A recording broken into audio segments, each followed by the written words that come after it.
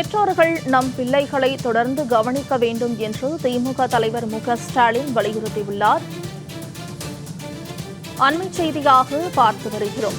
பதைக்கும் இருகூர் நிகழ்வு குறித்து திமுக தலைவர் மு.க.ஸ்டாலின் வலியுறுத்தியுள்ளார். பெற்றோர்கள் நம் பிள்ளைகளை தொடர்ந்து கவனிக்க வேண்டும் என்று குறிப்பிட்டுள்ளார்.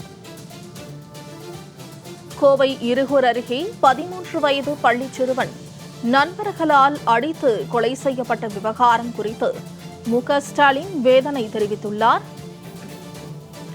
குழந்தைகள் எதை பார்க்கிறார்கள், என்ன பேசுகிறீர்கள் என கண்காணித்து அவர்களிடம் ஏற்படும் உளவியல் மாற்றங்களை அறிந்து நல்வழிப்படுத்த வேண்டும் என்று மு.க.ஸ்டாலின் வலியுறுத்தியுள்ளார். இதுகுறித்த கூடுதல் விவரங்களை செய்தியாளர் தாரணி வழங்க கேட்கலாம். தாரணி, இது குறித்த கூடுதல் விவரங்களை பதிவு செய்யலாம்.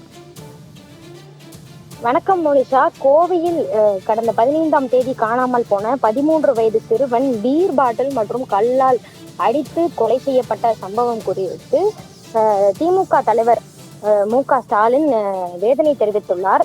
அதாவது கடந்த 15ஆம் தேதி மாலை முதல் கோவை இருகூர் பகுதியை சேர்ந்த பாரதி ராஜா என்பவரின் மகன் ரித்தீஷ், இவர் கடந்த 15ஆம் தேதி முதல் காணாமல் போயுள்ளார். பெற்றோர் எங்கு தேடியும் கிடைக்காததால் போலீசாரிடம் புகார் அளித்துள்ளனர். புகாரின் பேர்ல வழக்கு பதிவு செய்த போலீசார் ரித்தீஷோட நண்பர்களிடம் தீவிர விசாரணை மேற்கொண்டு வந்திருக்காங்க.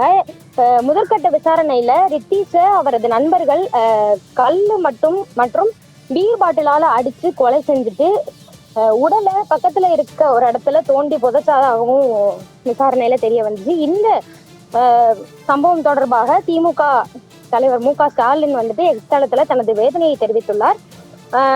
எக்ஸ் தளத்தில் அவர் தெரிவித்திருக்கும் கருத்தானது, பெற்றோர்கள் நம் பிள்ளைகளை தொடர்ந்து கவனிக்க வேண்டும் என்றும், குழந்தைகள் எதை பார்க்கிறார்கள், என்ன பேசுகிறார்கள் என கண்காணித்து அவர்களிடம் ஏற்படும் உளவியல் மாற்றங்களை அறிந்து கொள்ள வேண்டும் என்று தெரிவித்திருக்கிறார். மேலும் பள்ளியில் மாணவர்களுடன் அதிக நேரம் செலவிடும் ஆசிரியர் பெருமக்களும் மாணவர்களோடு கல்வி அறிவோடு பொறுமையையும் அன்பையும் மனதில் விதைக்க வேண்டும் என்பதையும் அவர் வலியுறுத்தி இருக்கிறார். மோனிஷா.